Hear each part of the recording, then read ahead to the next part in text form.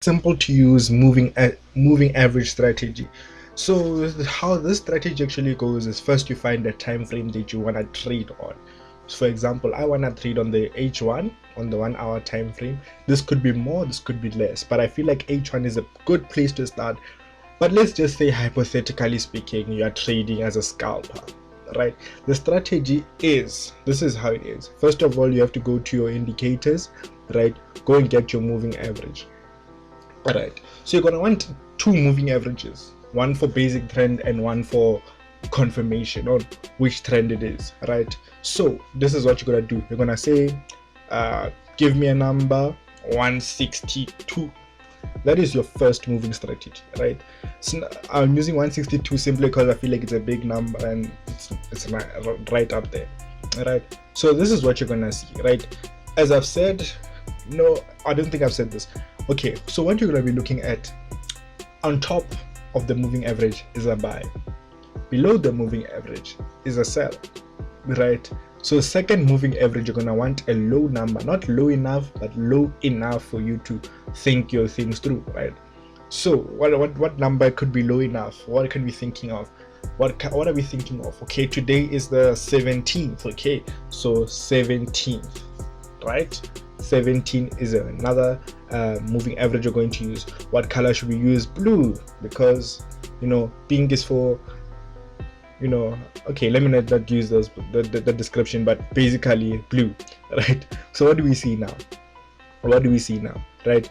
The pattern remains. Above is a buy, below is a sell, right? So when the moving average broke through the pink line, we understood that number one, what's going to happen now is that we're looking for sells, right?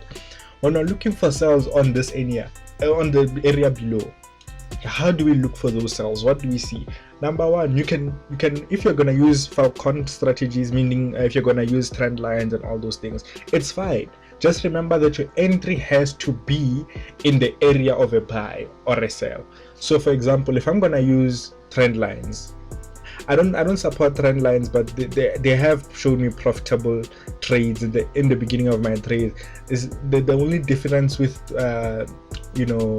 this trend line trading is that you never know when to take the trend line, so you'll be profitable, yes, but long term it wouldn't make sense, so that's why I had to learn in-depth supply and demand, and I had to learn how to code, simply because I couldn't make a living off trend lines.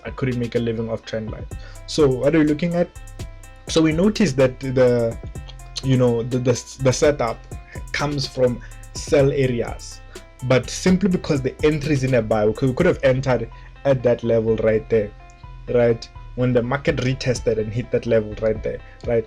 Say you entered early, you entered roundabout here, right? This is where you entered, right? Your take profit is going to be roughly 1 to 2. So you might put your stop loss right over here, right?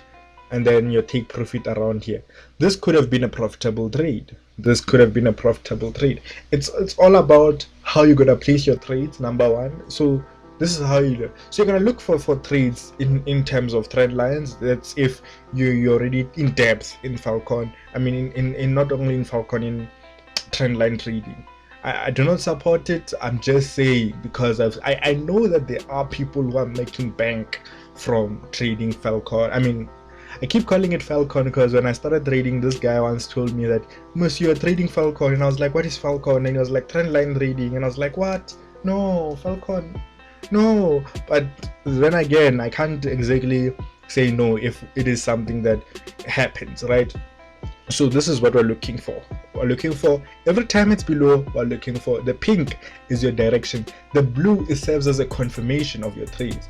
For example, right here, that's why I said you could have entered right there or right here. It serves as a confirmation of your trades, not necessarily it serves as great importance on how you are trading, but it serves as a confirmation of your trades, right? So this is the strategy. Do whatever as you wish with it. You can even take it to lower time frames, right? So what do we notice? First of all, right here, it was a buy setup, right?